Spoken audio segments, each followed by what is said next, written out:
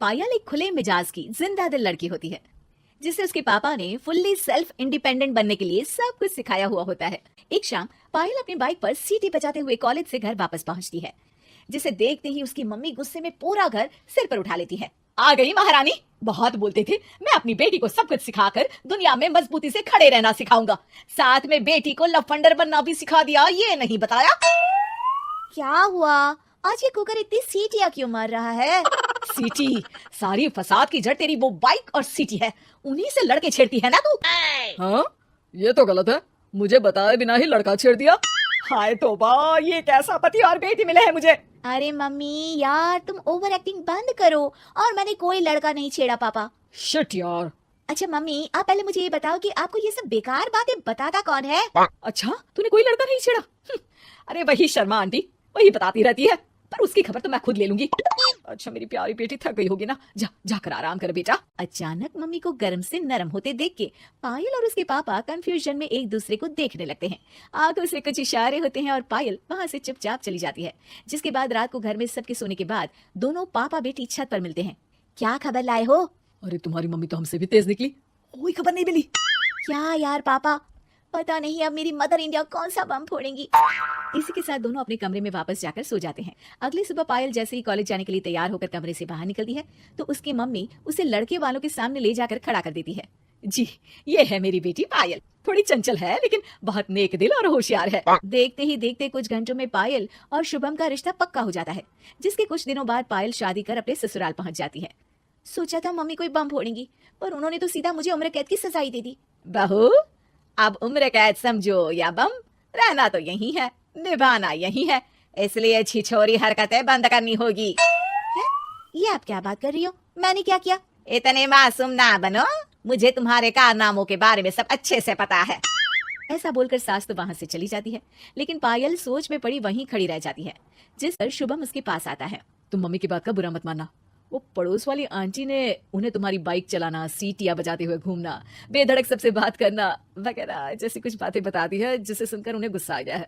पर फिक्र मत करना, धीरे धीरे साथ रहने से वो भी ठीक हो जाएंगी।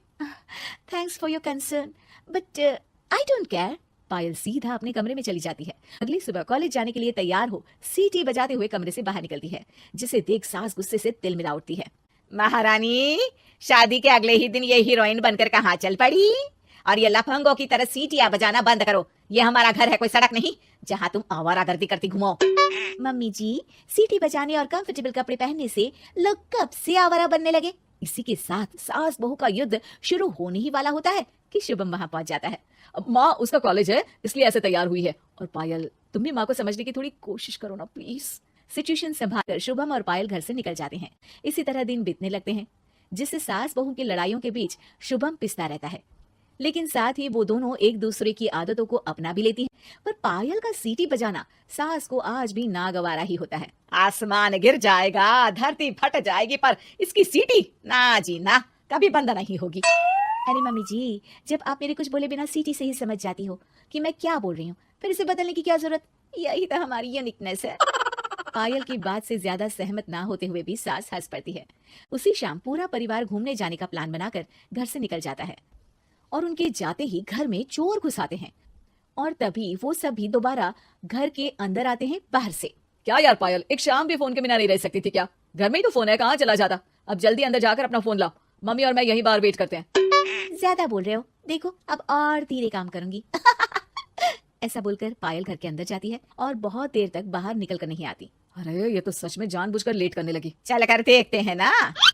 दोनों जैसे ही मेन डोर के नजदीक पहुंचते हैं, उन्हें पायल के सीटी बजाने की आवाज सुनाई देती है। हमें लेट करके खुद मजे से बैठी सीटियां बजा रही है। अरे गधे, ये मजा नहीं सजा है, जल्दी से पुलिस को फोन कर। माँ की बातों से कंफ्यूज्ड शुभम उसे देखता ही रहता है। सास खुद ही पुलिस को फोन कर देती है। कुछ देर बाद वो दोनों पुलिस के साथ घर के अंदर जाते हैं तो पायल एक कुर्सी पर बंधी होती है और सास को देखते ही दोबारा सीटी बजाने लगती है। ए, सीटियों की दुकान फिर से शुरू हो गई तू? और क्या इन सबको कह रही है कि चोरा है चोरा है? तुझे कैद किया है, थोड़ा तो तरस खाकर डर हमसे। और प्यार से क्या बोल रहा है इससे? अरे इसके सर पर बंदूक लगा, ठोक दे इसको। अरे चल झूठे, तेरे पास तो हथियार है ही नहीं।